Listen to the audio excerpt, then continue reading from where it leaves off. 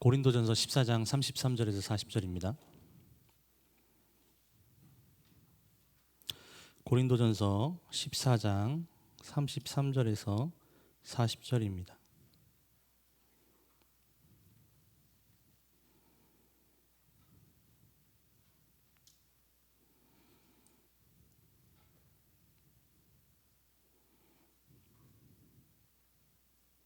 고린도전서 14장 33절에서 40절 우리 다 찾으신 줄로 알고 우리 얼마 안 되니까요. 우리 한 목소리로 읽도록 하겠습니다.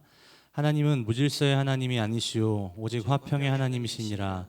모든 성도가 교회에서 함과 같이 여자는 교회에서 잠잠하라. 그들에게는 말하는 것을 허락함이 없나니 율법에 이른 것 같이 오직 복종할 것이요. 만일 무엇을 배우려거든 집에서 자기 남편에게 물을 지니 여자가 교회에서 말하는 것은 부끄러운 것이라.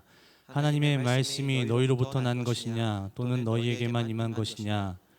만일 누구든지 자기를 선지자나 혹은 신령한 자로 생각하거든 내가 너희에게 편지하는 이 글이 주의 명령인 줄 알라. 만일 누구든지 알지 못하면 그는 알지 못한 자니라. 그런즉 내 형제들아 예언하기를 사모하며 방언하기를 말하기를 금하지 말라. 모든 것을 품위 있게 하고 질서 있게 하라. 아멘. 품위 있는 질서라는 제목으로 하나님 말씀 전하도록 하겠습니다. 자주 뵙는 것 같아요, 그죠? 월화수 새벽에도 뵙고 또 수요예배도 뵙고 수요예배가 왜 이렇게 빨리 오는지 모르겠습니다. 좀 이게 너무 행복해서 그런 거 아시죠? 네, 결코 뭐 설교가 부담스럽거나 그런 게 아니라 행복해서 말씀드리는 겁니다. 사실 설교 스케줄이 한 달 전에 이제 알 수 있게 됐는데 제가 이 고린도전서 14장을 보고 좌절하고 절망했습니다. 특별히 어느 구절이냐면 교회에서 여자는 잠잠하라는 구절 때문에 지금 옆에 보세요. 지금 남자 있나? 다 여자입니다. 네, 대부분 다 여자예요. 그리고 우리 권사님들 계시고 또 요즘 여건이 굉장히 높아지고 있는 상황 가운데서 윤동희 강도사가 여자들 교회에서 잠잠하십시오, 복종하십시오라고 말씀을 맺겠습니다 하면 그 다음 주 주보에 윤동희 강도사가 일신상의 이유로 사임하게 되었습니다라고 말해도 할 말이 없는 거죠. 예, 그래서 좀 많이 고민했어요. 이 본문을 어떻게 전해야 하나. 그러나 하나님의 말씀은 오류가 없음을 믿으십니까? 정황보완 말씀 믿으세요? 예, 그것이 진정한 믿음의 길입니다. 그래서 우리가 어떻게 살아가야 할지 넥타이 왼쪽으로 해달라고 폈어요. 우리가 어떻게 살아야 할지 좀 이렇게 진지하게 좀 살펴보길 소원합니다. 우리 사진을 한번 좀 보여주시겠어요? 이거 기억나세요?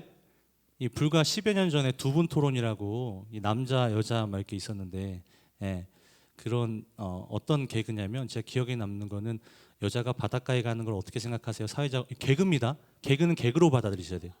진지하지 마. 제가 한 얘기가 아니라 이 회화한 건데 여자가 바닷가 가는 거 어떻게 생각해서 어디 여자가 바닷가에 가? 여자가 물을 묻힐 수 있는 건 설거지하면서 물 여기까지 물 묻히는 거지. 건방지게 뭐 하면서 뭐 네일 아트 무슨 여자가 손가락에 뭐 물을 붙여 뭐 물을 이게 뭐 들여 그러려면 뭐 문틈에 손가락 찢어서 피멍 들게 하는 거 뭐 이런 말도 안 되는 소리 하는 거예요. 근데 여러분 제가 물어보신 건 이거예요. 만약에 이 개그가 2023년에 다시 부활한다면 어떻게 될까요? 그 방송국 폭파되죠. 저도 개인적으로 제 아내가 여자고 제 딸이 여자이기 때문에 또 저의 존경하는 어머니가 있기 때문에 저는 더욱더 여건이 여성의 권리가 훨씬 더 늘어나길 바라는 사람 중에 한 명입니다.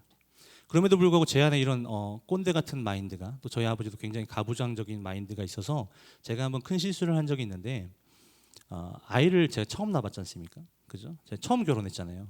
처음 낳았고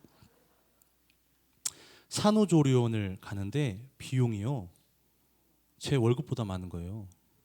2주 있는데 2주도 아니고 너무 비싸서 이제 1주 반 이렇게 했거든요. 몇백만 원이래요. 그래서 전 개인적으로 권사님들 중에 나이 많으신 노권사님들 되게 존경하거든요. 진짜 리스펙하고 볼 때마다 울컥하고 할머니 같은 그런 마음이 있는데 제가 그냥 진담한 10%? 진담한 5%?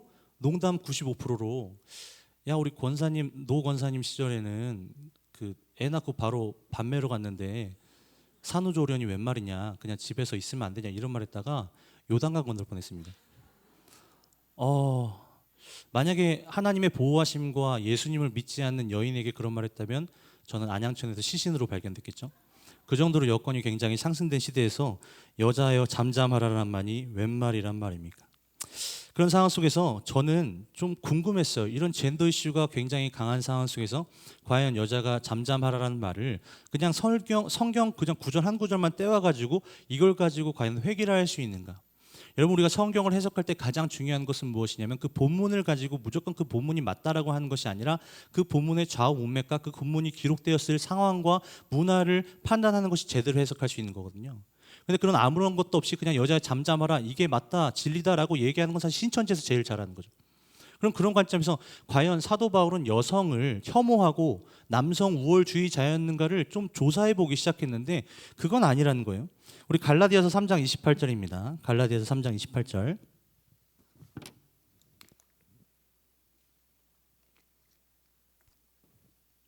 읽겠습니다. 시작.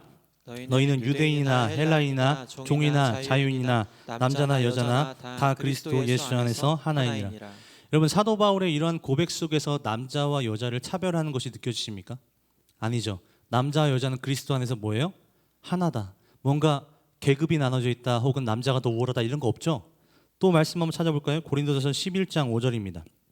고린도전서 11장 5절이에요. 읽겠습니다.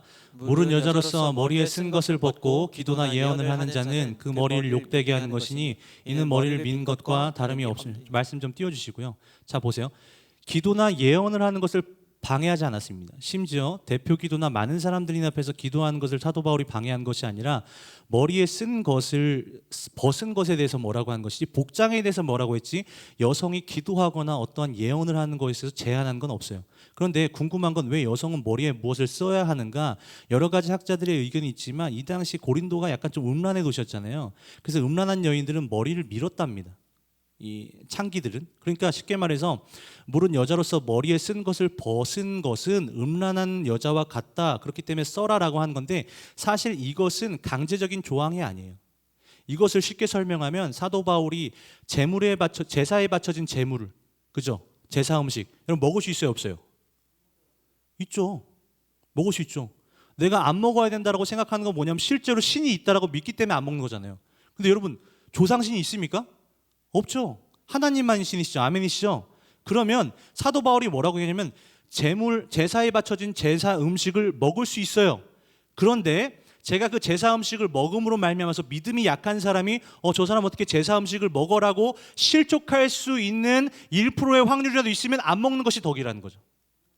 마찬가지로 머리에 안 쓸 수 있으나 그럼에도 불구하고 쓰라라고 말하는 것은 무엇이냐면, 그래도 전통이 있고 문화가 있기 때문에 예배의 본질과 너희들이 머리에 이런 것을 쓰지 않으면 수근수근 거리면서 하나님께 집중해야 할 공동체가 너희들의 복장에 집중할 수 있으니 너희들이 자유롭게 이것을 썼으면 좋겠다라고 하는 어떤 강제적인 조항 없이 권면과 같다라는 것입니다. 이 두 구절을 살펴봐도 사도 바울은 여성을 혐오하거나 여성을 차별하는 것이 아님을 알 수 있어요. 더 나아가서 여러분, 예수 그리스도께서 부활하셨을 때 예수의 부활을 처음 목격한 사람이 남성입니까, 여성입니까? 여성이죠. 마리아죠. 그죠? 그걸 보면서 우리가 알 수 있는 것이 무엇이에요? 우리 업계에서 좀 유명한 말이 있는데요. 믿지 않는 여자와 믿는 남자가 결혼하면 그 남자가 믿음이 있기 굉장히 쉽다 그래요. 근데 반대로 여자가 믿음이 있고 남자가 불신자면 대부분 그 남자들은 끌려 나오더라고요. 그러니까 믿음의 주도권은 사실 여성 쪽에 더 가깝.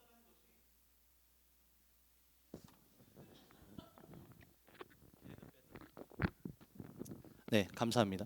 가깝다는 것이 우리들이 잘 알 수 있죠. 어떤 보편적인 데이터를 내지 않아도 사실은 우리 권사님들의, 물론 장로님들도 믿음 좋으시지만 보편적으로 권사님들의 믿음은 참 이게 어머니같이 넓고 그런 부분이 있지 않습니까?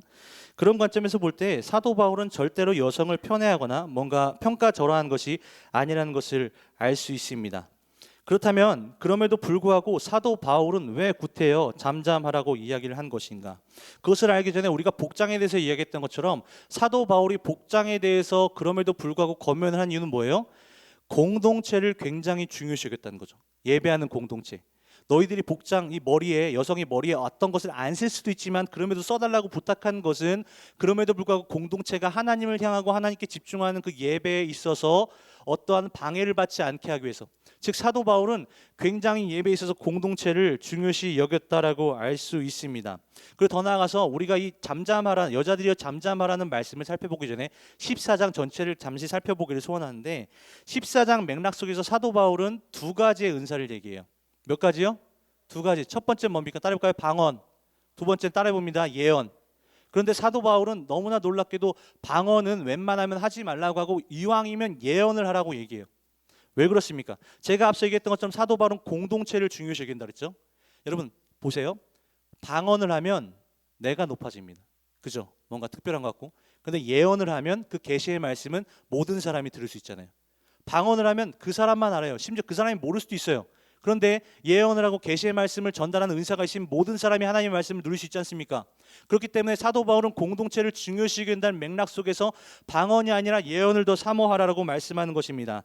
우리 14장 27절, 28절을 한번 읽어볼까요? 읽겠습니다. 시작. 만일 누가 방언으로 말하거든 두 사람이나 많아야 세 사람이 차례를 따르라고 한 것을 한 사람이 통역할 것이요 만일 통역하는 자가 없으면 교회에서는 잠잠하고 자기가 하나님께 말할 것이요. 즉 바울에게 있어서 가장 중요한 것은 공동체였기 때문에 내가 가지고 있는 은사들이 공동체에 도움이 되는지 되지 않는지가 바울에게는 가장 중요했던 것이죠.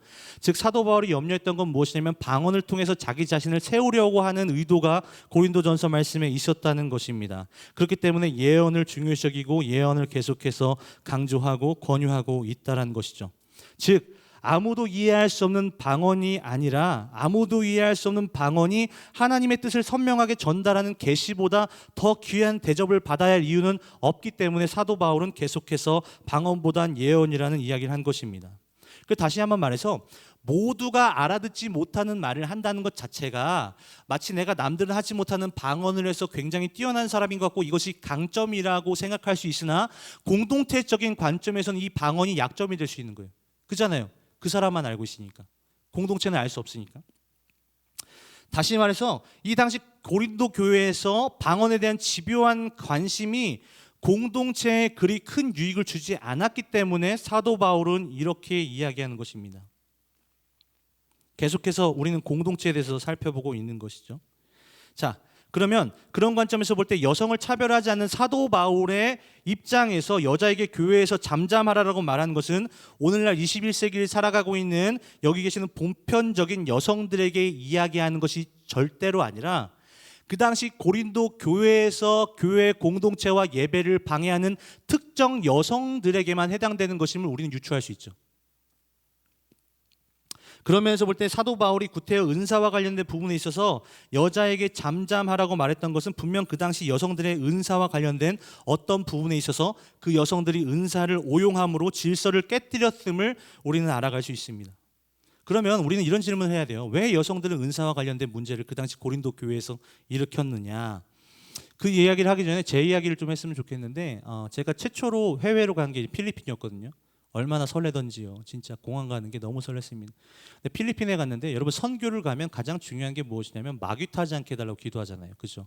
왜냐면 악한 영은 전도하는 걸 제일 싫어하지 않습니까? 근데 하물며 한국을 넘어서 외국에서 전도하는데 얼마나 얄밉겠어요. 그래서 제가 기도가 부족했는지 좀 약간 시험에 들었어요. 가자마자 하루 첫날 밤에. 어떤 시험에 들었냐면 이제 제가 간 곳은 엄청나게 힘든 곳이었습니다. 필리핀의 바기오라는 곳이고 그곳은 이제 교육 도시인데 저는 교육 도시를 본 게 아니라 완전 산골 마을에 갔어요. 제가 고신대학교 다닐 때 이제 선교를 지원을 했는데 갑자기 목사님이 책을 읽어보라고 책을 던져주시는데 저는 교육을 못 받잖아요. 부산에서 평택 왔다 갔다 못하니까. 그 책을 받았는데 책 제목이 뭐냐면 선교하다 죽으리였어요. 책 제목부터 굉장히 살벌하죠. 권영수 선교사님 쓰신 분인데 그분이 어떤 내용이 있냐면 지금도 몇 년 전까지만 해도 헤드헌팅, 목을 자르는 거 있잖아요. 부족끼리. 그래서 만약에 아버지가 목이 잘림 받으면 잘려서 죽으면 그 아들이 커가지고 그 족장의 목을 잘라서 복수하는. 그래서 목이 떼굴떼굴 굴러가는 것을 볼 정도로 굉장히 낙후된 곳이었습니다.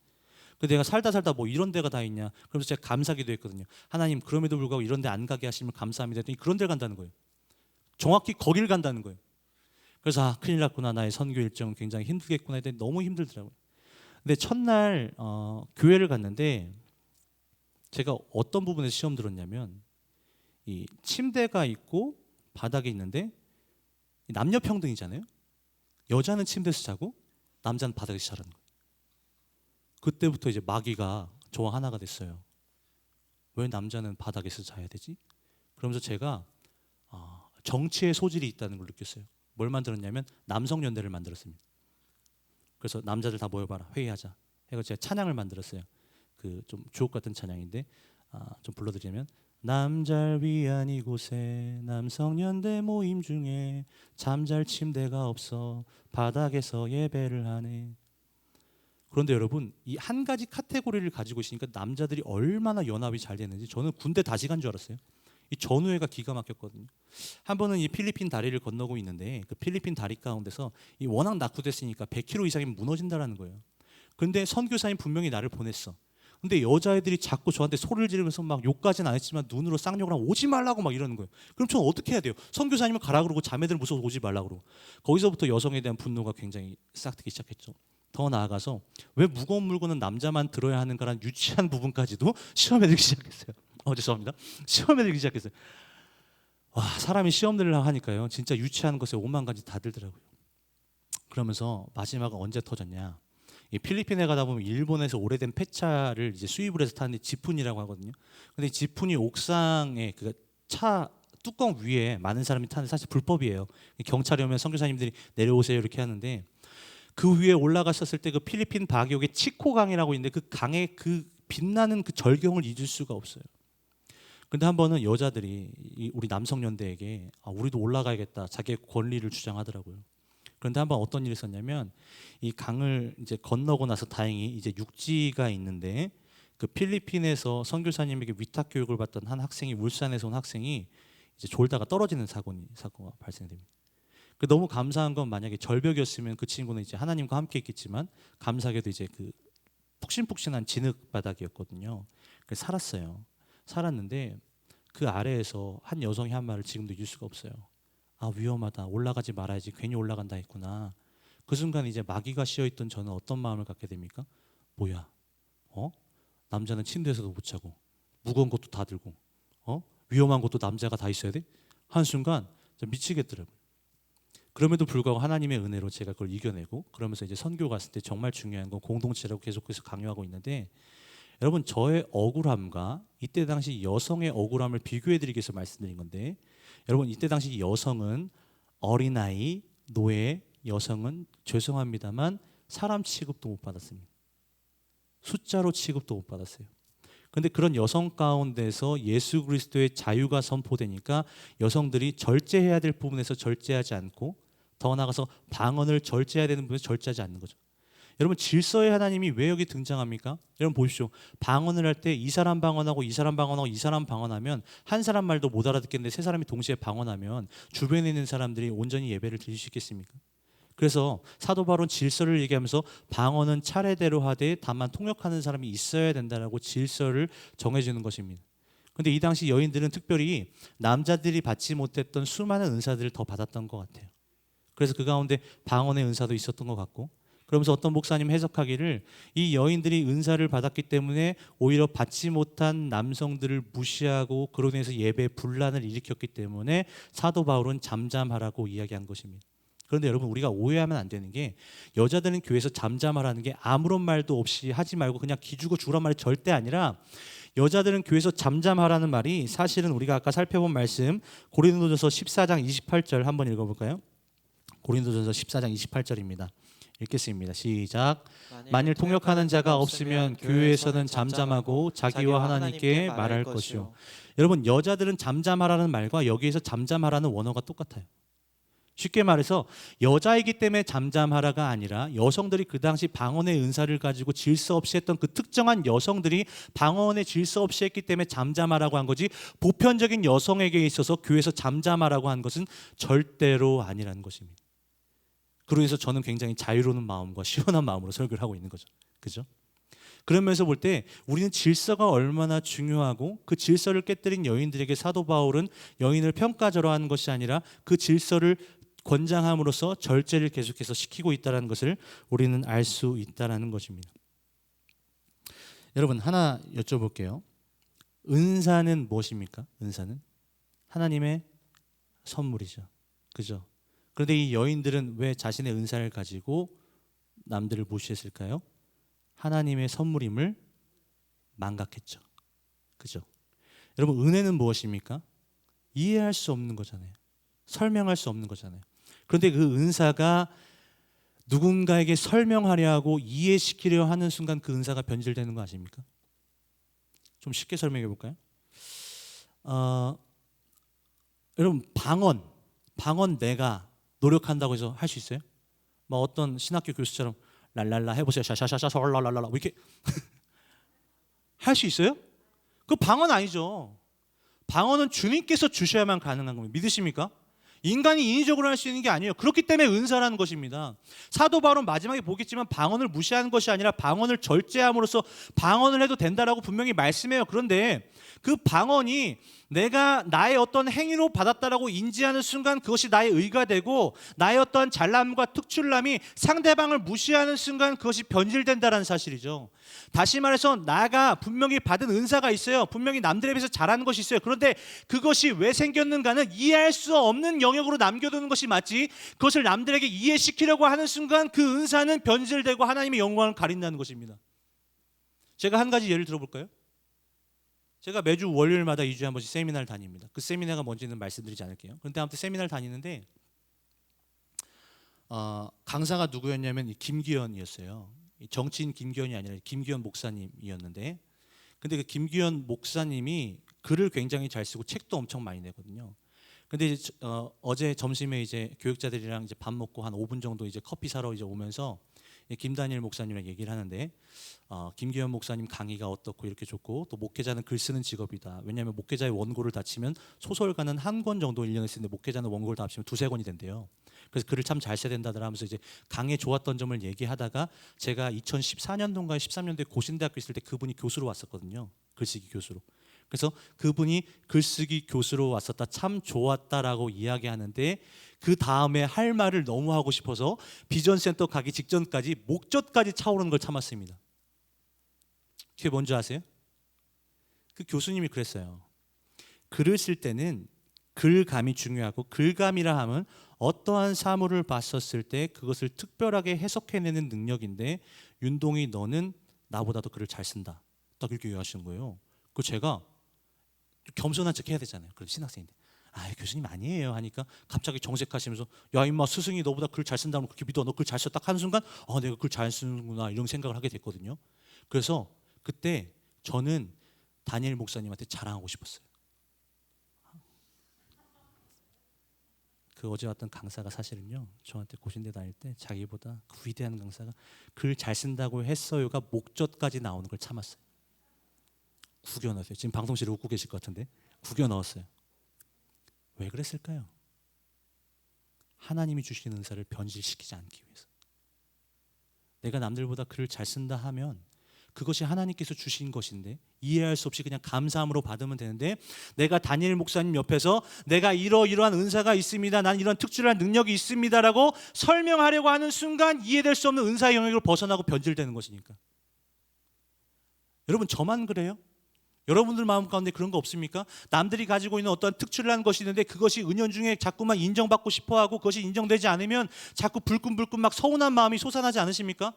내가 누구보다 요리를 잘하십니까? 내가 누구보다 남들보다 말을 잘하십니까? 남들보다 전도를 잘하십니까? 남들보다 섬김을 잘하십니까? 남들보다 봉사를 잘하십니까? 남들보다 상담을 잘하십니까? 이런 모든 것들을 은사의 영역으로 남겨두기 위해서는 이해할 수 없는 하나님의 은혜라고 생각하고 그냥 잠잠히 그 은사대로 공동체를 위해서 사용하면 되는데, 그 은사를 누군가에게 사용해서 나 이거 잘하지 않아? 나 이거 좀 요즘 말로 쩔지 않아? 이렇게 얘기하는 순간 은사는 변질되기 시작한다는 거예요. 이것은 질서를 넘어간다는 것입니다. 사랑하는 성도 여러분, 은사를 은사의 영역으로 놔두시기를 주님의 이름으로 축원합니다. 나의 잘남과 나의 잘됨은 나의 어떠함으로 생성된 것이 아니라 주님의 정말로 한량없는, 정말 이해할 수 없는 선물, 은혜의 선물의심을 인정하게 되실 진심으로 축복합니다. 그렇게 될 때 교회는 질서를 벗어나지 않게 되는 것이고, 이 당시에 한정된 여인들이 자신이 받은 은사를 망각하여서 마치 나의 어떠함으로 특출난 방언을 사용하여서 예배를 방해하고 공동체를 방해해서 잠잠하라고 말을 들었던 그 대상이 저와 여러분은 되지 않기를 진심으로 축원합니다. 나의 나 된 것은 나의 어떠한 노력이 아니라 나의 나 된 것은 다 하나님 은혜라. 그 다음 뭐예요? 한량없는 은혜, 갚을 길 없는 은혜, 내 삶을 애워싸는 하나님의 은혜. 여기까지. 다 하나님의 은혜라는 거죠. 그렇기 때문에 우리는 어떻게 자랑할 수 있고, 우리는 어떻게 잘난 체를 할 수 있단 말입니까? 우리 말씀 한번 찾아보겠습니다. 사무엘상 15장 12절입니다. 읽어볼까요? 시작. 사무엘이 사울을 만나려고 아침에 일찍이 일어났더니 어떤 사람이 사무엘에게 말하 이르되 사울이 갈멜에 이르러 자기를 위하여 기념비를 세우고 발길을 돌려 길갈로 내려갔다 하니라. 자, 사울이 뭐를 세웠습니까? 기념비를 세웠죠. 하나님을 위해 세웠어요? 자신을 위해 세웠어요? 자신을 위해 세웠죠. 더 나아가서 이 성경 문맥의 소제목을 보면 여호와께서 사울을 버리셨다라고 돼 있거든요. 아말렉 전투 가운데 승리했는데 하나님께 100% 순종하지 않았죠. 여러분, 그죠? 99% 순종은 진정한 순종이 아닙니다. 여러분, 일반 물에다가 소금물 1%를 타도 우리는 그걸 소금물이라고 말하는 것입니다. 마찬가지로 우리의 순종 가운데 불순종이 1%라도 들어가 있으면 그것은 불순종인 것입니다. 그런데 아말렉을 100% 처치하지 않았죠. 그죠? 그래서 그러나 승리했다고 꼴에 기념비를 세우잖아요. 제가 왜 말씀드리냐면 제가 매일 성경을 묵상하다가 이 본문에 대한 해석을 제 삶의 지표로 삼을 정도로 제가 교만해지려고 할 때 제가 교만의 바다로 빠지지 않게 하는 닷과 같을 정도로 제 가슴에 새기는 해설인데 이건 좀 중요하니까 한번 따라해 볼까요? 해설입니다. 따라해 보겠습니다. 나의 탁월함을 1%라도 드러내는 순간 하나님께 영광 올려드릴 수 있는 사람은 단 1%도 없다. 다시 한번 해볼까요? 크게 나의 탁월함을 단 1%라도 드러내는 순간 하나님께 영광 올려드릴 수 있는 사람은 단 1%도 없다. 이것을 명심하시길 진심으로 부탁드립니다. 나의 탁월함은 이해시키려고 하는 것이 아니라 이해할 수 없는 상태로 공동체의 질서를 위해서 섬기는 것입니다. 오직 하나님만 자랑하는 것입니다. 믿으십니까? 말씀을 정리하겠습니다. 그렇다면 오늘 설교 제목처럼 품 있고 질서 있는 은사 사용법은 무엇이냐면 질서를 벗어나지 않는 것입니다. 나의 어떠한 잘남이 예배 공동체나 예배 방식과 형식을 침범하지 않고 절제하는 것이 품이 있는 질서라고 말할 수 있습니다. 여러분, 방언이 나를 향했다면 진정한 은사는 어디를 향해요? 공동체를 향합니다. 그러한 공동체를 사랑하게 되면 나의 은사를 나누는데 전혀 아까워하지 않습니다. 나의 잘남을 뻐기지 않을 수 있습니다. 먼저 주님께서 사랑하시고 하나님과의 관계를 회복시켜 주신 그 십자가 앞에서, 그 사랑 앞에서 나의 은사를 겸손하게 이해시키려고 하지 않고 그저 이해할 수 없는 그 곁에 겸손히 감사하게 되는 저와 여러분 되시길 진심으로 부탁을 드립니다. 더 나아가서 억울할지라도요. 그 잠잠하라라고 말했던 그 여인들 얼마나 억울하겠어요. 지금까지 남편에게 무시받고 여자라고 무시받고 그럴지라도 은사가 생겼을 때 이해시키려고 하지 말라는 것입니다. 그것이 질서인 것입니다. 우리는 대체로 질서를 어길 때 명분이 있어요. 무엇입니까? 억울함이죠. 내가 먼저 얼마나 억울한 줄 알아요. 내가 누군데 그렇게 해요. 근데 그런 것들이 사실은 질서를 어기는 가장 큰 첫 번째 요인이라는 거죠. 사랑하는 성도 여러분, 하나님께서 천지를 창조하실 때도 질서로 창조하셨고 우리를 만드실 때도 질서대로 창조하셨습니다. 그리고 예배를 받으실 때도 질서대로 받으십니다. 우리가 질서를 어기는 부분이 있지 않은지, 우리가 우리의 잘남과 은사를 누군가에게 드러내려고 하지 않았는지 겸손히 생각해 보시는 저 여러분 되시길 진심으로 축복합니다. 마지막으로 이 말씀 읽겠습니다. 고린도전서 13장 1절에서 3절입니다. 자, 읽을까요? 시작. 내가 사람의 방언과 천사의 말을 할지라도 사랑이 없으면 소리나고 꽹가리가 되고, 내가 예언하는 능력이 있어 모든 비밀과 모든 지식을 알고 또 산을 옮길 만한 모든 믿음이 있을지라도 사랑이 없으면 내가 아무것도 아니요. 내가 내게 있는 모든 것으로 구제하고 또 내 몸을 불사르게 내어줄지라도 사랑이 없으면 내게 아무 유익이 없느니라. 가장 중요한 건 무엇입니까? 사랑이죠. 나의 은사는 사랑 위를 바탕으로 걸어야 하는 것입니다. 즉 여러분, 정말로 내가 누군가에게 은사를 베풀 때, 은사를 사용할 때 사랑하시기를 소원합니다. 그래서 그 사랑으로 말미암아서 내가 어떠한 선의를 베풀 때도 무언가를 받기 위해서 하는 것이 아니라, 여러분, 예수님 하나님께서 우리 인간을 창조하신 이유가 무엇입니까? 교제하기 위해서, 물론 맞을 수 있겠지만 한 신학자가 그런 말을 했어요. 이미 예수님과 하나님과 성령님은 삼위로 계셨기 때문에 이미 교제하고 계셨고 서로 사랑을 주고받고 계셨다. 그래서 뭐라고 하냐면 받기 위해서가 아니라 그 사랑이 너무 좋아서 나누어 주시기 위해서 인간을 창조하셨다라고 미국의 유명한 학자는 말했습니다. 주님께서 그 주신 주 사랑 앞에 우리 은사를 자랑하지 않고 정말로 나의 온전한 겸손함으로 그 은사로 섬기게 될 때 결국 그 수고와 위로는 주님께서 해주실 줄 믿습니다. 우리 시간 찬양할까요?